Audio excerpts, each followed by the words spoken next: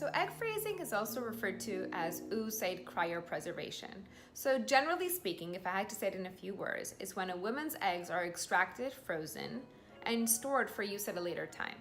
So when we say oocyte cryopreservation, the word oocyte refers to eggs, and cryopreservation is the process in which they use to freeze the eggs and store them for you. So a misconception that some women or generally people have is that they think that egg freezing and in vitro fertilization, also known as IVF, are two totally different things. Well, the reality of it is that women that go through IVF, the beginning of that process is the same process as egg freezing. So those women have to freeze their eggs, and then after a few days of maturing the eggs, then they will use it to be implanted. So the process will be very similar. So what are the first few steps in egg freezing?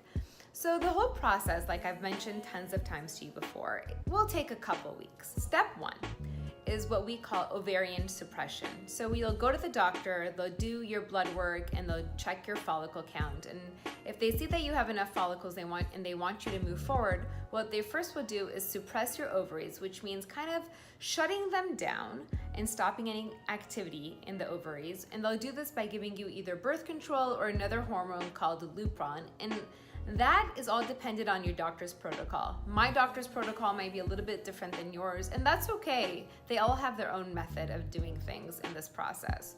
So a couple days will go by, about 5 days to about 7 days, and then you'll make another visit to the doctor, and hopefully all your follicles are lined up, synced up, growing at the same rate, and that's when the doctor will decide if you can start the next problem. So step two is called stimulation, and stimulation will be 8 to 12 days of hormone injections into your abdomen, and after the 8 to 12 days, if everything is going well, the doctor might change your dose here or there. Then we go into step three, which is basically stimulating your body into going into ovulation, because this whole time with the hormones, they've slowed everything down and now they're controlling it. But now they've decided that, all right, your follicles are all grown and they like the size and they want you to ovulate. They will give you a trigger shot, and that is commonly known as HCG. And depending on your doctor's protocol, 35 hours, 36 hours later, after you do the shot, you go to the doctor's visit for step four. That's the retrieval. And the retrieval is you going to the doctor. It's a small procedure that will require some sedation, so you'll need someone to take you there. And at that point, they'll go ahead and remove all the eggs that they see inside of your ovaries and freeze them within an hour after that whole process. And then it's a waiting game. Then they have to go ahead and see which ones of those follicles survived and which not. And then they'll be able to tell you, all right, so we started with, for example, 12, but we ended up with 6.